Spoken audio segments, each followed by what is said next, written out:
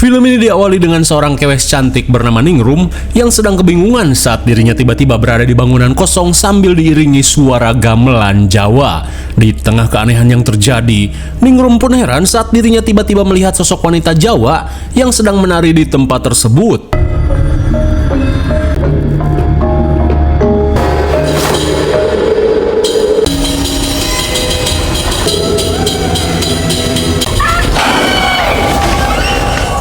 Sudah kuduga, semua itu hanyalah mimpi buruk yang akan menjadi sebuah pertanda di kemudian hari. Hingga sesaat kemudian, Ningrum yang selama ini ngekos terlihat keluar kamar untuk mengambil air minum. Namun di saat itu pula, ia pun tiba-tiba merasakan sesuatu.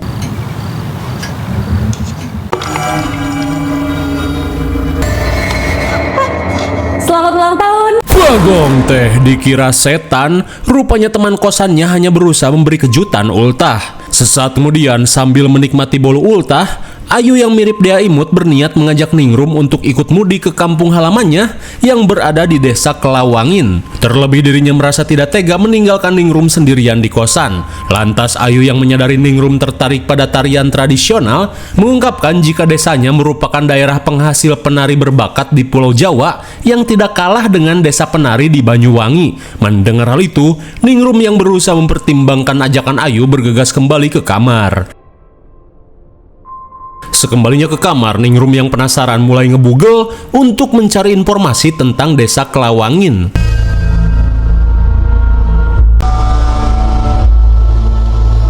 Namun di tengah pencarian, seketika ia pun syok saat membaca berita tentang hilangnya penari-penari berbakat 10 tahun lalu.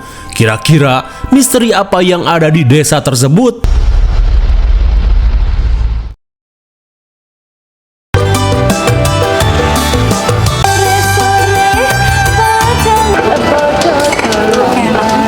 Di keesokan harinya, Ningrum terlihat menemani Ayu untuk membeli oleh-oleh di pasar tradisional.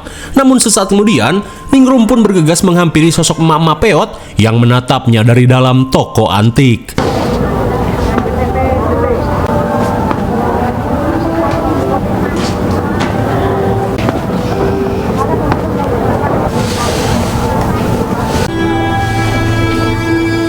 Saat Ningrum mengambil selendang merah, si emak peot ini mengungkapkan jika selendang tersebut telah memilih Ningrum sebagai pemiliknya. Meski heran dengan pernyataan si emak, namun karena gretong, Ningrum yang tidak ingin ambil pusing langsung pergi. Setelah menunjukkan selendang dan tusuk konde gretongan pemberian si emak, Ningrum pun diberitahu untuk jangan gegabah menerima pemberian dari seseorang. Namun Ningrum yang tidak terlalu percaya masalah pamali langsung mengajak Ayu untuk pulang. Dan sungguh tanpa diduga, toko barang antik yang sempat Ningrum masuki ternyata merupakan toko goib, karena sebenarnya toko itu sudah tutup sejak zaman Walanda. Singkat cerita, setelah selesai mengepak barang bawaannya, Ningrum yang memutuskan ikut mudik bersama Ayu langsung menyimpan selendang dan konde pemberian si emak ke dalam lemari. Singkat waktu dengan menggunakan bus TKM, mereka pun OTW menuju desa Kelawangin yang ada di ujung kabupaten.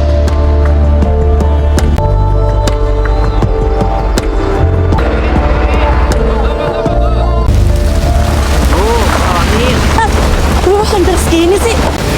Iya. Hingga sesampainya di gapura desa, Ayu yang kepalang basah mengajak Ningrum untuk kikit ciprikan saja menembus hujan. Assalamualaikum. Bu. Sesampainya di rumah, Ayu langsung memperkenalkan Ningrum pada ibunya yang bernama Marsih. Namun sesaat kemudian, dia lagi. Ayah Ayu yang bernama Pras seakan tidak senang saat Ayu malah mengajak temannya. Di tengah situasi kikuk, Marsih yang takut Ayu dan Ningrum masuk angin langsung meminta mereka untuk mandi.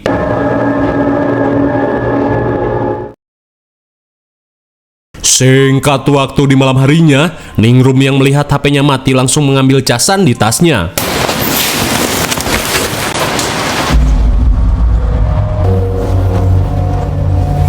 Lah, sontak Ningrum pun syok parah saat melihat selendang dan konde ini tiba-tiba berada di dalam tasnya. Padahal sebelum pergi, ia sangat yakin tidak membawa benda-benda ini. Sementara di kamar, Bu Marsih dan Pras yang sedang tidur tiba-tiba mendapatkan gangguan aneh.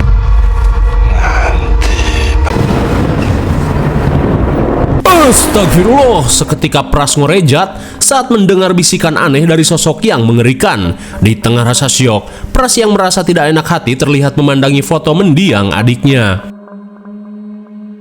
Di keesokan harinya, Ayu yang akan mengajak Ningrum pergi ke sanggar langsung berpamitan pada si ibu. Mari, jadi gue mau ngajak lo ke sanggar tari di sini.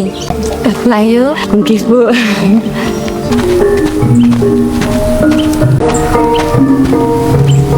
Sesampainya di sanggar tari, Ayu langsung memperkenalkan Ningrum pada seorang pengajar tari sepuh bernama Mbah Sarti. Hingga sesaat kemudian, seorang pria mirip Aliando GGS terlihat malu-malu bagong saat berkenalan dengan Ningrum, di mana Mas Dirja ini merupakan seorang pemain saron. Hingga saat latihan tari dimulai, Dirja terlihat curi-curi pandang pada Ningrum.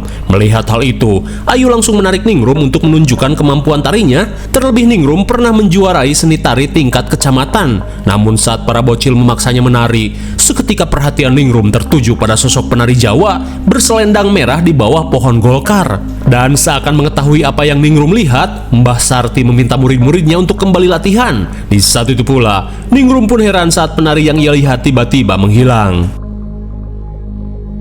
Sementara di rumah, Pras mengungkapkan jika saat ini dirinya merasakan keberadaan mendiang adiknya yang bernama Banyu. Terlebih ia merasa jika Banyu tidak ada kaitannya dengan kasus hilangnya Mayang 10 tahun lalu.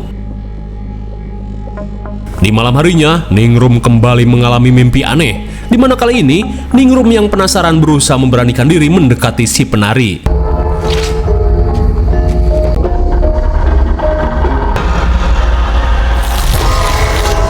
Astagfirullah, sontak Ningrum pun syok parah saat kepala si penari berputar seperti burung hantu. Hingga di tengah kepanikan, Ningrum langsung ngabret saat melihat sosok setan ireng yang mengejarnya.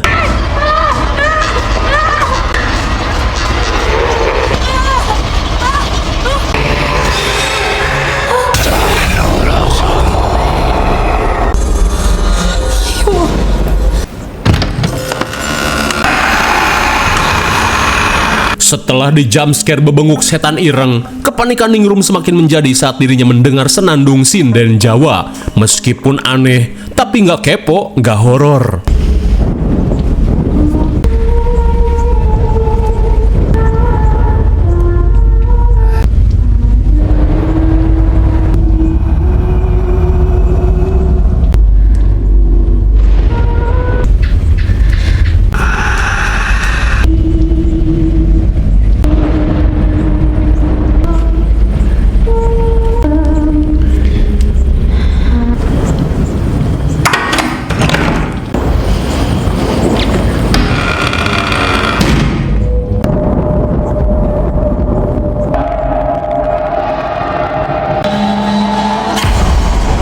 Sontak Ningrum pun merinding saat melihat keberadaan si penari di kamar tersebut. Hingga saat pintu kamar kembali terkunci, Ayu yang datang merasa heran saat melihat Ningrum yang ketakutan.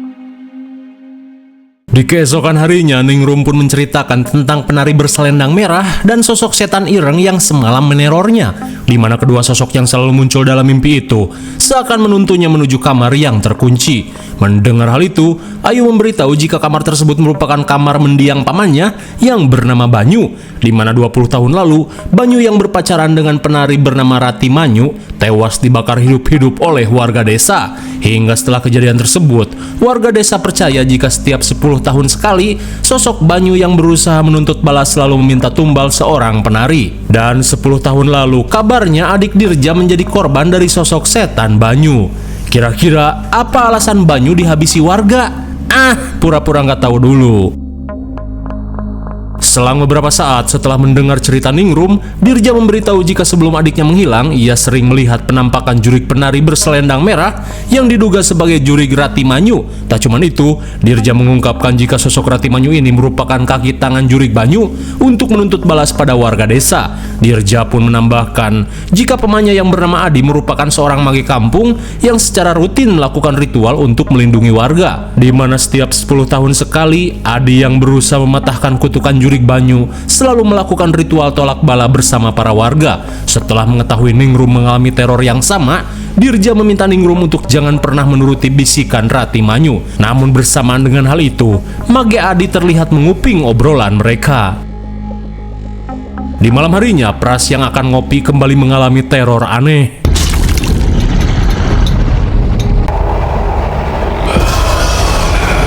Astagfirullah, bagaikan mumi Imhotep. Pras pun syok parah saat melihat penampakan juri adiknya yang sempat dibakar warga. Sementara itu, Ningrum yang terbangun seketika panik saat dirinya tiba-tiba berpindah ke kamar Paman Banyu. Di tengah keheranan yang terjadi, kepanikan Ningrum semakin menjadi saat dirinya mendengar suara gamelan.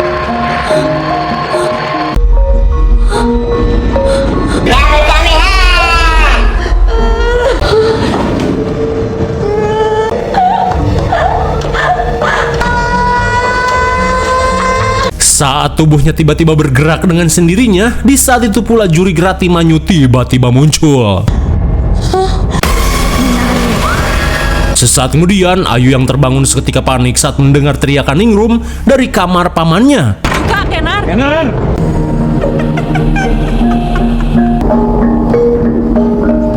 Pak, ayo cepet, Pak.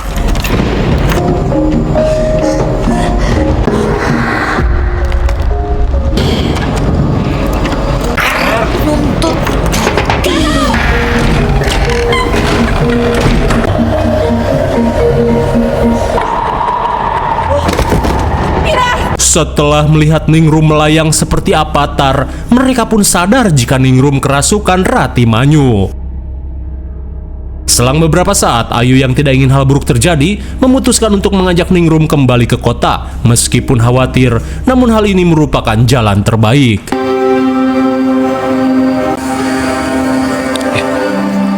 Gue nggak bawa lo kesini pasti nggak apa-apa yuk. Bagaikan ayam Pak RT dicolong, mereka tiba-tiba diringkus oleh pria-pria misterius. Kira-kira siapakah mereka ini?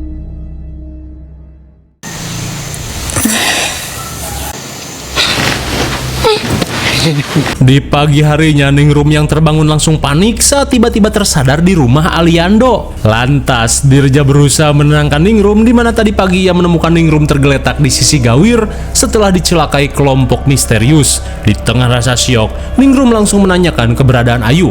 Dirja pun memberitahu jika saat ini Ayu sudah dibawa ke rumahnya. Dan kini, Dirja meminta Ningrum untuk beristirahat terlebih dulu sampai situasi kondusif. Namun entah bodoh atau apa, Ningrum yang terpesona oleh ketampanan Dirja tanpa rasa curiga malah mempercayai ucapan tersebut. Di malam harinya, sambil nyebat bako linting, dukun Adi yang mirip Nugi The Dance Company meminta Dirja untuk menahan Ningrum lebih lama lagi, sementara ia akan mempersiapkan ritual terlebih dulu. Rupanya, Adi yang menyadari jika Ningrum telah terpilih menjadi tumbal, telah bekerja sama dengan Dirja untuk menculik Ningrum.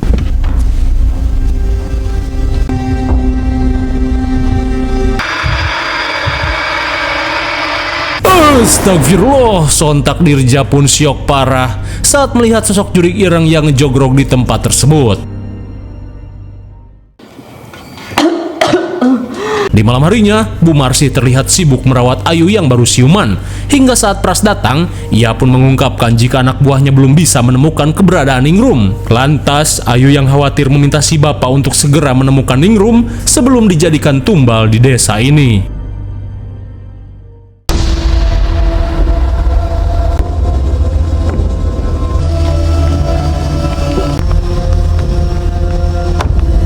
Kembali pada Adi setelah memanggil warga desa dengan cara perpeloncoan, Adi pun bersiap melakukan ritual penumbalan.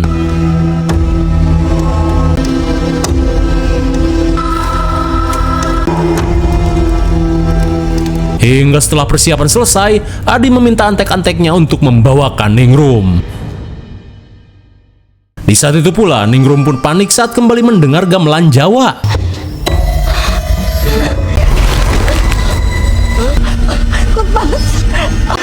Tiba waktunya.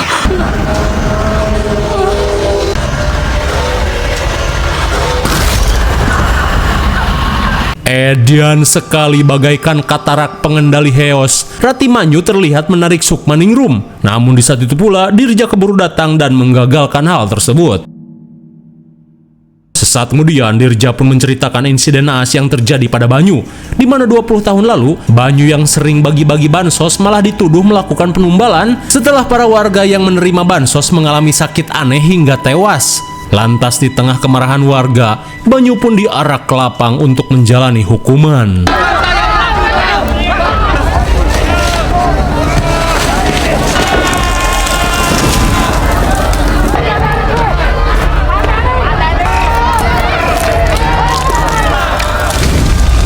Sungguh naas, Banyu si petugas bansos pun tewas mengenaskan setelah dibakar oleh warga desa. Dan setelah itu, para warga percaya jika arwah Banyu malah marakayangan untuk menuntut balas. Dirja pun menambahkan, setelah Banyu tewas, Ratimanyu yang patah hati ditemukan mendiskon umur dengan cara guyang alias menyaltokan diri di tengah rimbunnya pohon-pohon salak. Tak cuman itu, dukun Adi yang dulunya menyukai Ratimanyu sampai mengalami galau akut setelah mendengar kabar kematian Ratimanyu yang tubuhnya dipenuhi cucuk salak.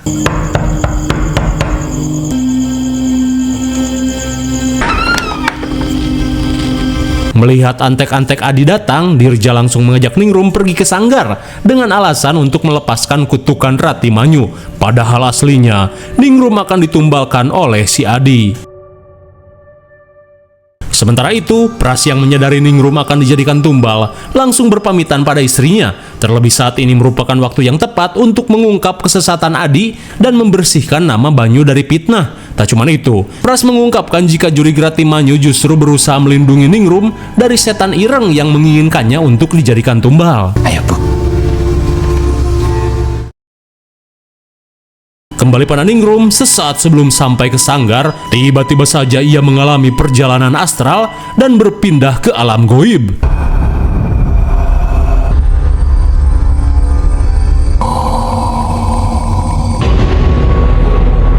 Di alam goib, Ningrum mendapat penglihatan saat Banyu dipersekusi oleh para warga desa yang termakan hoak oleh si dukun Adi, di mana setelah cintanya ditolak Ratimanyu, Adi mulai menyantet warga dan memfitnah Banyu sebagai pelaku pesugihan yang telah menumbalkan warga melalui bansos.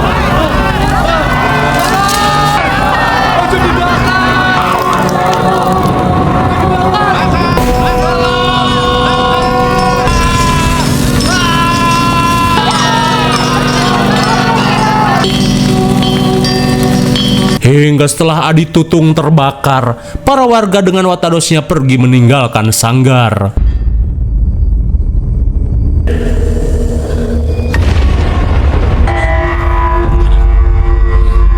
Setelah mendapat penglihatan dan kenyataan yang terjadi, Ningrum yang panik langsung dituntun menuju tempat ritual.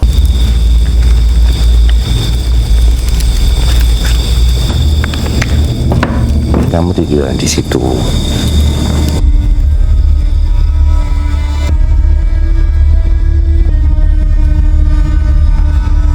Namun untungnya, Pras yang datang berusaha untuk menggagalkan ritual ini.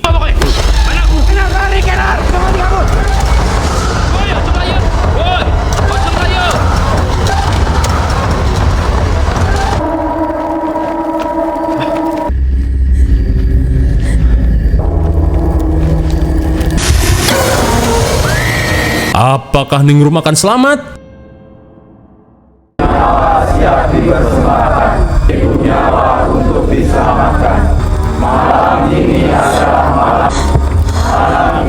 Sebelum memulai ritualnya, Adi pun bersiap untuk menghabisi Pras yang akan membongkar rahasianya, di mana Pras mengungkapkan jika Adi yang bersekutu dengan setan ireng merupakan pelaku yang telah memfitnah Banyu dan menumbalkan warga desa. Tak cuma itu, Pras pun membacoti Dirja yang tega membiarkan Mayang dijadikan sebagai tumbal. Mendengar tsunami fakta yang Pras ungkapkan, Adi yang kesal berniat melakukan sesuatu.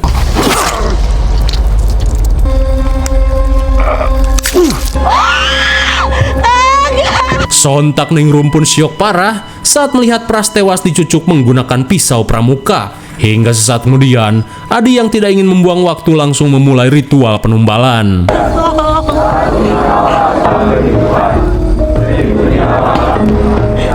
Katur para leluh, Ondrawina sesarengan kula. Lalu menika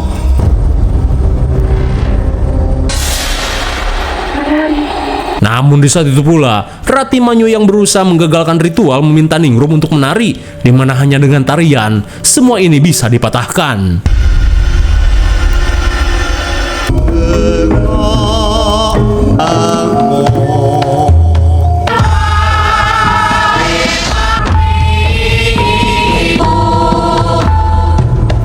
Hingga saat Ningrum mulai menari, Adi yang akan melanjutkan ritual terlihat kesulitan mencabut keris. Di saat itu pula, setelah mendengar ucapan Pras yang terasa benar, Dirja yang akhirnya sadar berusaha menggagalkan semua ini.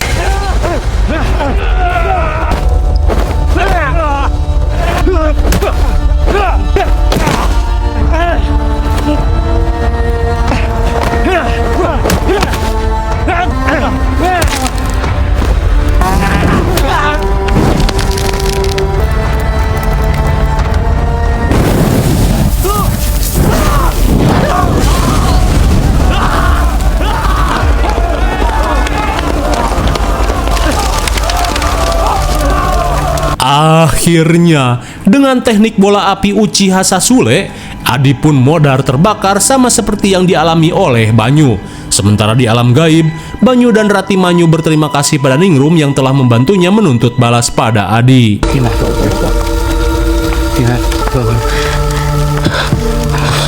Hingga di tengah kobaran api yang semakin membesar, Dirja yang berhasil menyadarkan Ningrum langsung mengajaknya pergi. Di keesokan harinya, seusai pemakaman, Ayu terlihat berusaha menenangkan si ibu yang kini menjadi janda. Chandra diam-diam menyukai Rati Manyu. Hingga sesaat sebelum pergi, Ningrum yang akan kembali ke Jogja memutuskan untuk membuang saja selendang pemberian si emak peot.